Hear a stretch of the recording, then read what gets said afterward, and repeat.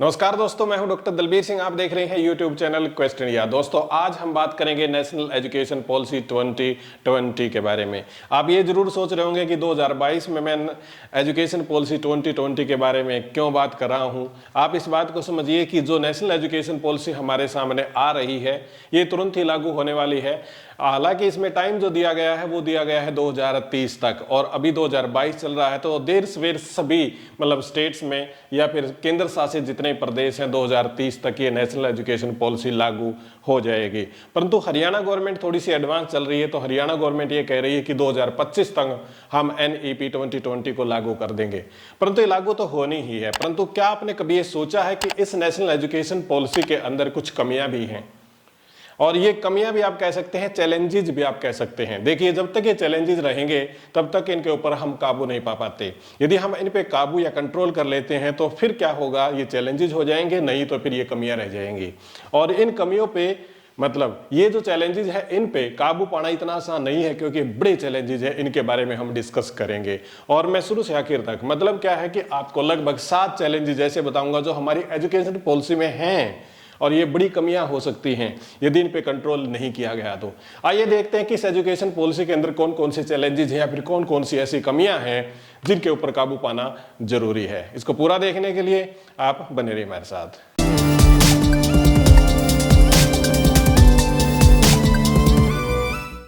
एक बार फिर से आपका स्वागत है। दोस्तों, सबसे पहले हम बात करते हैं, मैं जो आपके सामने लेके आया हूँ वो लेके आया हूँ पहला पॉइंट, और वो है क्वालिटी एजुकेशन का। और ये बड़ा इंपॉर्टेंट पॉइंट है, आप इसको समझिए कि क्वालिटी ऑफ एजुकेशन बहुत ज़्यादा जरूरी होता है। कई बार हम जब बात करते हैं ना कि क्या वर्ल्ड लेवल पे हमारा एजुकेशन का स्टेटस क्या है, तो हमें पता चलता है कि हमारी यूनिवर्सिटी तो ये IIT को छोड़ दिया जाए ना, तो पहले 300 के अंदर तो हमारी कोई यूनिवर्सिटी ही नहीं है। तो तब हमें एक दिक्कत महसूस होती है कि हमारे देश के अंदर क्वालिटी ऑफ एजुकेशन क्या चल रही है। बहुत बड़ा देश है, यहाँ पे 135 करोड़ की जनसंख्या है। सबको ऑब्जर्व करना, देखना, अलग अलग स्टेट, क्योंकि यहाँ पे बहुत सारा आपको पता है कि यहाँ पे कई सारे स्टेट्स हैं। कभी सेंट्रल गवर्नमेंट के एंटी वाली स्टेट के अंदर पावर में होती है कोई भी गवर्नमेंट, तो यहाँ पे इम्प्लीमेंट करना और उन चीज़ों को ना कंट्रोल करना थोड़ा सा मुश्किल हो जाता है।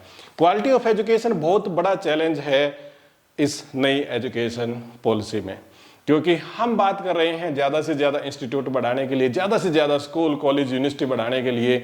और यदि ज़्यादा बढ़ेंगे, एडमिशन नहीं होंगे, तो फिर इसी प्रकार से जैसे अब चल रहा है प्राइवेट कॉलेज के अंदर, प्राइवेट यूनिवर्सिटी के अंदर, वो रेगुलर क्लास नहीं लगाएंगे और क्वालिटी ऑफ एजुकेशन के साथ बहुत बड़ा समझौता होगा, जो अभी भी चल रहा है। यदि आप सर्वे करवा लें, यदि आप घूम के देखेंगे, तो आपको पता चलेगा कि कितने सारे कॉलेज नॉन अटेंडिंग चल रहे हैं। कहाँ पे है उनके ऊपर जो संस्था है उनको चेक करने वाली है, उनके एडमिशन देखने वाली है, प्रैक्टिस देखने वाली है, वो कहाँ पे हैं। तो अभी भी ये चल रहा है। तो क्वालिटी ऑफ एजुकेशन इंडिया के अंदर बहुत बड़ा क्वेश्चन मार्क है। आपको पता है कि पहले भी मैं एक वीडियो बना चुका हूँ। यहाँ पे PhD ना असेंबली लाइन की तरह चल रही है। बहुत बार ये आर्टिकल लिखे जा चुके हैं कि इंडिया के अंदर एक बड़ी प्रॉब्लम है, और वो प्रॉब्लम है कि क्वालिटी की रिसर्च नहीं है।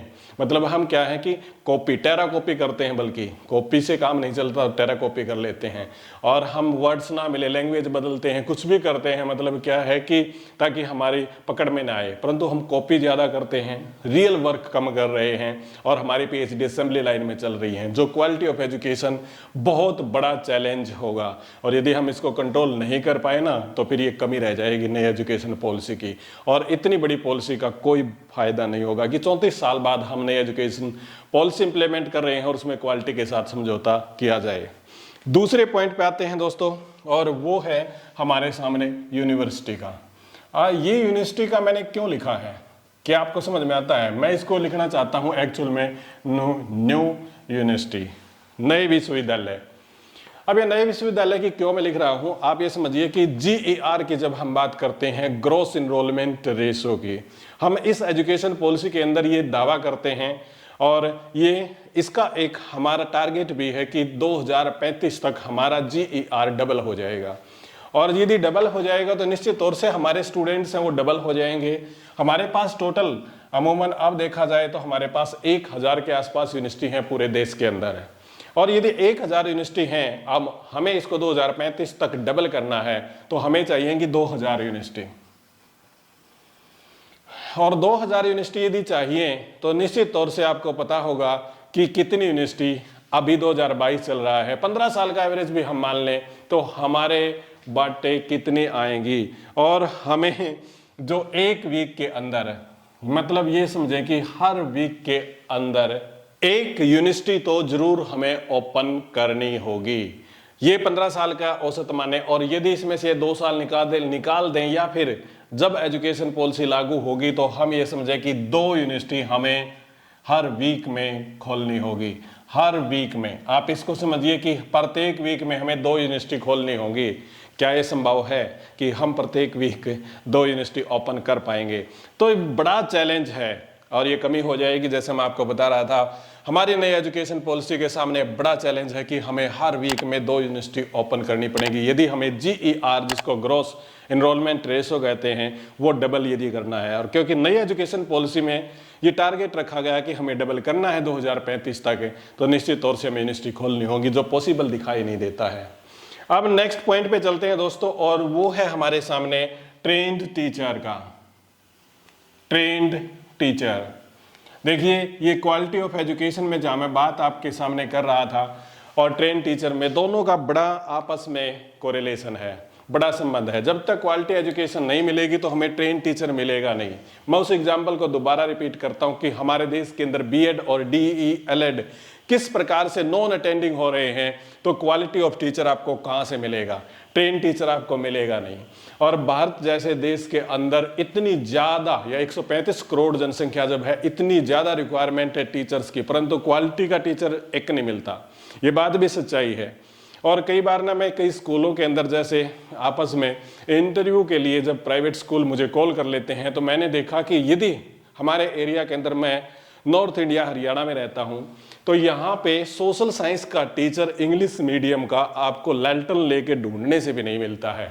तो इतनी ज़्यादा क्वालिटी, मतलब ट्रेंड टीचर की आवश्यकता है। और ये बहुत बड़ा चैलेंज है हमारी एजुकेशन पॉलिसी में, क्योंकि ये संभव नहीं है, ये आसान नहीं है। ट्रेन टीचर यदि आपको चाहिए तो इसके लिए बहुत मेहनत करनी पड़ेगी, खासकर क्वालिटी चेक आपको लगाने पड़ेंगे। जो नॉन अटेंडिंग चल रही हैं आजकल इंस्टीट्यूट, जो प्राइवेट मतलब एक असेंबली लाइन की तरह चल रहे हैं, उनके ऊपर आपको क्वेश्चन मार्क, उनके ऊपर क्वालिटी चेक लगाना पड़ेगा, चेक करना पड़ेगा। तो अगले पॉइंट पे चलते हैं, और वो पॉइंट है एग्जामिनेशन स्ट्रक्चर। तो ये भी बहुत इंपॉर्टेंट पॉइंट है। एग्जामिनेशन स्ट्रक्चर के बारे में अब यदि आप जानते हैं, जैसे एक कार्टून में थोड़े से दिन पहले देख रहा था, यानी कि एक मैनेजर बैठा हुआ था और उसने जंगल के सारे जानवर इकट्ठा कर रखे थे। वो जानवर थे जिसके अंदर बंदर भी है, हाथी, घोड़ा, फिर उसके अंदर गधा, और उसके अंदर मछलियाँ इत्यादि सब वहाँ पे इकट्ठी कर रखी। और वो कह रहा है कि आपको एक एग्जामिनेशन टेस्ट देना है, इस पेड़ के ऊपर आपको चढ़ना है। तो कई सारे मतलब जानवर हैं, उन्होंने ऑब्जेक्शन किया कि सर ये कैसे पॉसिबल है कि हमारी एक्सपर्टीज इसमें नहीं है, हम इसमें एक्सपर्ट नहीं है, बंदर जल्दी चढ़ जाएगा। तो वो कह रहा है कि नहीं, हम सबको समान चांस यानी कि इक्वल अपॉर्चुनिटी देते हैं, यदि आप इस पेड़ पे चढ़ेंगे तो ही आपका टेस्ट क्लियर माना जाएगा। तो मतलब ये एक कार्टून है, एक एग्जाम्पल है। तो इसी प्रकार का यदि आप देखें एग्जामिनेशन स्ट्रक्चर की बात करें तो इंडिया के अंदर अब तक सबमेटिव असेसमेंट अब तक चल रहा है, और इस नई एजुकेशन पॉलिसी के अंदर बात की गई है फॉर्मेटिव असेसमेंट की। अब जब फॉर्मेटिव असेसमेंट पे हम आएंगे तो कई सारी चीजें आपको बदलनी पड़ेंगी। फॉर्मेटिव असेसमेंट का मतलब होता है कि स्टूडेंट्स का इन्वॉल्वमेंट ज्यादा होना। मतलब क्या है कि लर्निंग विद डूइंग। इस लर्निंग विद डूइंग्स के अंदर बहुत सारे विजिट्स आउटडोर की करनी पड़ेंगी, आपको बहुत सारा काम आपको ऐसा करना पड़ेगा कि जो वास्तव में प्रैक्टिकल तौर पे होगा। आजकल तो फोकस हमारा सारा का सारा थ्योरेटिकल बेस पे है, और हम क्योंकि हमारा असेसमेंट है ना, जो समेटिव असेसमेंट है, आपने सारा साल के अंदर कुछ भी किया हो, टीचर की क्वालिटी तब आकी जाएगी, मतलब उसके बच्चों का रिजल्ट कैसे आया, और बच्चों की क्वालिटी तब आकी जाएगी उसके पेपर में मार्क्स कितने आए। मतलब क्वालिटी से कोई बात नहीं है। तो समेटिव असेसमेंट यही है, जबकि फॉर्मेटिव असेसमेंट इससे बदल जाता है। फॉर्मेटिव असेसमेंट के अंदर आपकी विजिट्स भी होंगी, आपको प्रैक्टिकल असाइनमेंट ये सब आपको करने होंगे, आपको इंडस्ट्री के अंदर भी विजिट करनी हो सकती है, प्रैक्टिकली चीजें आपको करनी पड़ेंगी, होलिस्टिक ग्रोथ इसके अंदर होगी। तो इन सब चीजों के अंदर जब हम घुसेंगे इस फॉर्मेटिव असेसमेंट में, फॉर्मेटिव एग्जामिनेशन सिस्टम के अंदर, तो हमें टेक्नोलॉजी का प्रयोग करना पड़ेगा। यानी कि टेक्नोलॉजी इन्वॉल्वमेंट इसके अंदर बहुत बड़े लेवल पे बढ़ जाएगी। और टेक्नोलॉजी इन्वॉल्वमेंट यदि बढ़ेगी तो क्या इंफ्रास्ट्रक्चर अलाउड करेगा, क्योंकि स्कूलों में आपको लैंग्वेज लैब चाहिएगी, आपको हर प्रकार के मैथमेटिक्स की लैब, साइंस की लैब, सोशल साइंस की लैब ये होंगी। फिर उसके बाद में आउटडोर आपकी बहुत सारे विजिट्स होंगी जिसमें फंड लगेगा, कंजप्शन होगी।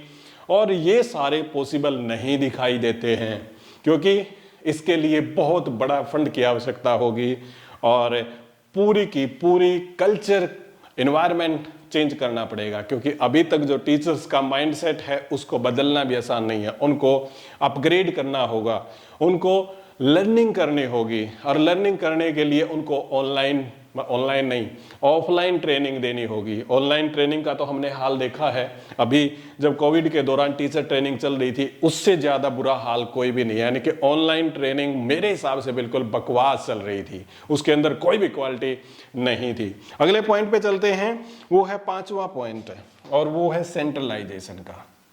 सेंट्रलाइजेशन, ये सेंट्रलाइजेशन मैंने क्यों लिखा है? क्या एजुकेशन में हमें सेंट्रलाइजेशन कर देना चाहिए? नई एजुकेशन पॉलिसी के अंदर तो कई सारे एस्पेक्ट ऐसे ही लिखे गए हैं कि जो बुक्स होंगी वो सेंट्रली कंट्रोल्ड होंगी, पूरे देश के अंदर एक जैसे ही किताब लगेंगी और ये सेंट्रलाइजेशन है। देखिए इंडिया डेमोक्रेसी है, यहाँ पे पावर शेयरिंग है क्योंकि यहाँ पे सेंटर भी है, स्टेट भी है, पंचायती चुनाव भी हैं।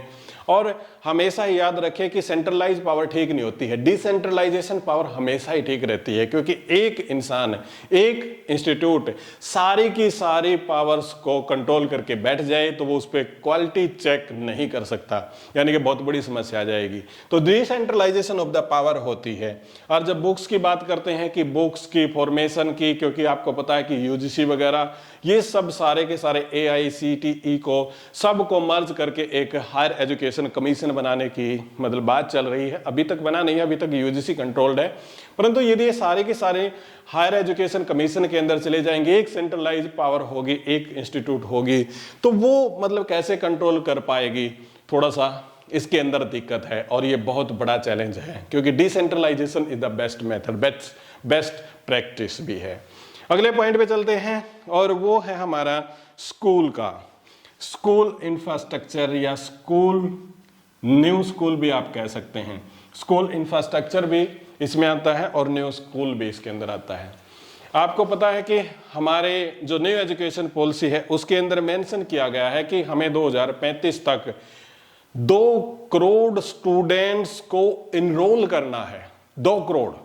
अब 2 करोड़ स्टूडेंट्स को यदि आपको इनरोल करना है जो अब तक स्कूल में नहीं है, तो हमें नए स्कूलों की बहुत भारी मात्रा में जरूरत पड़ेगी। और वो स्कूलों की कितनी जरूरत पड़ेगी मैं आपको बताता हूं कि 50 स्कूल प्रत्येक वीक, हर वीक आपको 50 स्कूल नए खोलने पड़ेंगे यदि आपको इतनी बड़ी इनरोलमेंट लेके आनी है। धरातल पे यदि आप काम करना चाहते हैं तो ऐसा ही करना पड़ेगा। यदि आप कागजों में या फिर इस पॉलिसी को उसी पुरानी पॉलिसी की तरह बस क्या है कि आपने पॉलिसी बना दी, इंप्लीमेंटेशन बढ़िया नहीं करनी, तो फिर ये ऐसे ही पड़ी रहेगी।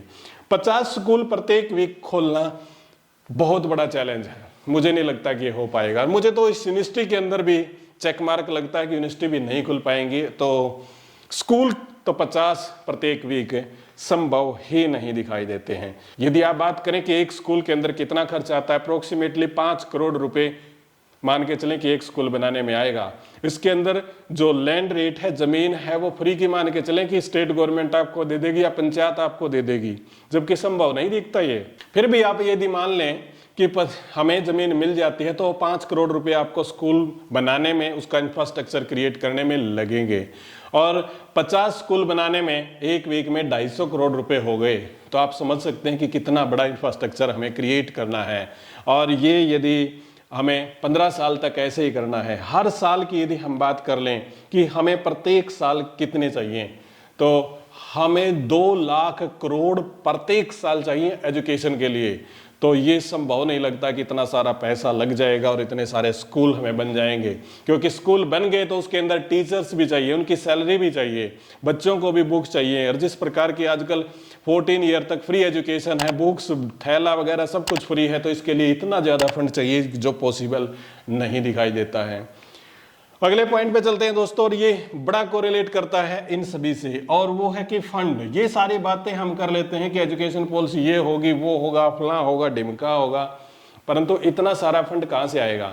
हालांकि जो गवर्नमेंट ने कहा है कि अभी हमारा जो जीडीपी का हिस्सा एजुकेशन में लगता है वो 4.6% से बढ़ा के हम 6% तक कर देंगे, परंतु ये देखिए कि ये 4.6% पहले ही नहीं लगता है। कई अलग अलग रिपोर्ट्स के अनुसार देखेंगे तो ये 3% मिलेगा, किसी में तो ये 2.6% तक भी चला जाता है। और ये जीडीपी का इतना हिस्सा अब तक एजुकेशन में लगता आया है, मान के भी चले 3% भी लगता है, तो इसका डबल। अब इसका डबल कैसे लग पाएगा कोविड जैसे काल के अंदर? क्योंकि कोविड के अंदर सबकी नौकरियां जा रही हैं, इकोनॉमी का बुरा हाल है, और यदि इकोनॉमी अच्छी नहीं है, चाहे वो सेंटर की हो चाहे वो स्टेट की हो, तो क्या वो पैसा लगा पाएंगे एजुकेशन के अंदर? इतना सारा पैसा संभव नहीं दिखाई देता है, क्योंकि जो रिक्रूटमेंट है टीचर की वही फुलफिल नहीं हो पाती है गवर्नमेंट से। रिटायर ज़्यादा हो रहे हैं और लगाने की जो परसेंटेज है वो बेहद कम है। तो ये बहुत बड़ा आंकड़ा है, इतना सारा फंड ये कहाँ से आएगा? और इस फंड को जुटाने के लिए जीडीपी अकेले से सहारा लेंगे या फिर पीपीपी मॉडल के तहत आएगा? तो किसके तहत आएगा? यदि प्राइवेट स्कूलों को ज़्यादा प्रेफर कर देंगे तो निश्चित तौर से वो महंगी फीस लेंगे, और महंगी फीस लेंगे तो फिर वो गरीब बच्चे कहाँ से पढ़ पाएंगे? और वैसे भी मैं आपको बता दूं कि 75% जो स्कूल हैं अभी तक वो स्कूल हैं सरकारी, और 25% हैं आपके प्राइवेट स्कूल। इन 25% में से जो आपके 80% स्कूल है ना, ये 80% स्कूल हैं budget school, low budget school आप इनको कह सकते हैं। मतलब उनके पास इतना बजट नहीं है कि वो टीचर्स को सैलरी भी अच्छी दे पाएं, और ग्रेजुएशन पोस्ट ग्रेजुएशन करने के बाद भी यदि वहाँ पे कैंडिडेट कोई टीचिंग करता है तो उसे 4,000 से 10,000 रुपये तक जॉब करनी पड़ती है। ये सच्चाई है हमारे स्कूलों की। और आप देखिए कि 2022 में आप जी रहे हैं, क्या 10,000 में आपका गुजारा चलेगा? तो इससे ये समझ में आता है कि ये लो बजट स्कूल सैलरी अच्छी नहीं दे पाएंगे, और चाहे हाई बजट स्कूल भी क्यों ना हो, फिर वो बच्चों से फीस ज़्यादा लेंगे, बच्चे कहाँ से लाएंगे? समस्या तो हमारे सामने है ही। तो लास्ट जो हमारी प्रॉब्लम है, चैलेंज है, वो है फंड का। दोस्तों ये 7 चैलेंज मैंने बताने की कोशिश की कि नई एजुकेशन पॉलिसी हमारे सामने खड़ी है, और ये पास या फेल इन इंडिकेटर्स पे डिपेंड करती है कि इसके सामने जो आने वाले चैलेंजेस हैं, यदि हम उनके ऊपर ओवरकम, इनके ऊपर काबू कर पाए तो ये एजुकेशन पॉलिसी सक्सेस हो सकती है, नहीं तो ये कमियां बन के रहेंगी इस एजुकेशन पॉलिसी में। और कोई भी यदि इन चैलेंजेस को स्वीकार नहीं करता या इनका समाधान नहीं निकालता तो अवतार भी आ जाए तो भी इस एजुकेशन पॉलिसी को कामयाब नहीं कर सकता है।